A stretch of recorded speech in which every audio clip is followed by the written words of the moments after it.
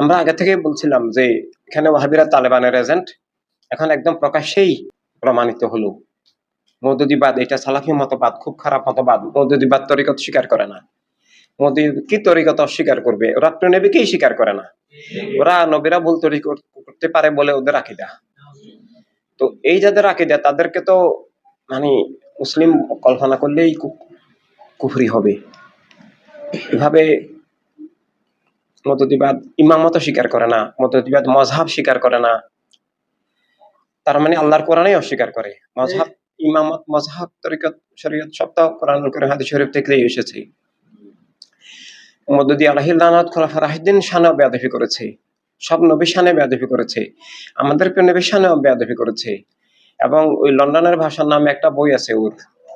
তিনি মানবীয় দুর্বলতা থেকে মুক্ত নন, আমাদের প্রিয় নবীকে বলতেছে। নাউজুবিল্লাহ, আস্তাগফিরুল্লাহ। এটা কোনো ইমানদারকেও বলা যাবে না। এরকম এরা আবু জেহেল, মুসলিম বেশধারী আবু জেহেল মিথ্যার দল। আর এদের রাজনীতি, ইসলামী রাষ্ট্রের নামে এদের যে রাজনীতি, এটা তো ইসলামের রাজনীতি না। ইসলামের রাজনীতি হচ্ছে মানবতার রাজনীতি। ইসলামের নির্দেশিত রাষ্ট্র হচ্ছে মানবতার রাষ্ট্র, খেলাফতে ইনসানিয়াত।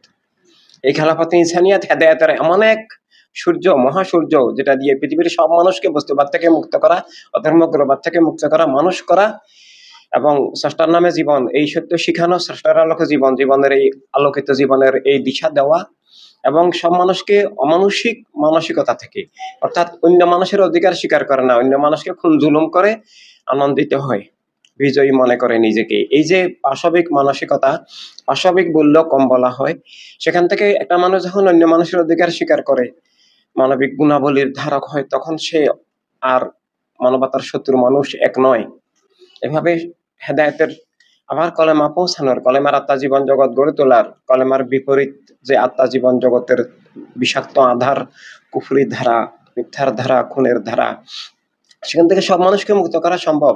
এই মহাবিপ্লব, এই মহাবিশ্ব বিপ্লব আমাদেরকে গড়তে হবে। আমাদের আল্লাহ হাবিব সাল্লাল্লাহু আলাইহি ওয়াসাল্লামের দরবারে অশেষ শুকরিয়া, এবং শুকরিয়া করে শেষ করা যাবে না যে আল্লাহ হাবিব সাল্লাল্লাহু আলাইহি ওয়াসাল্লাম অন্ধকারে আমাদেরকে এই দায়িত্ব দান করেছেন।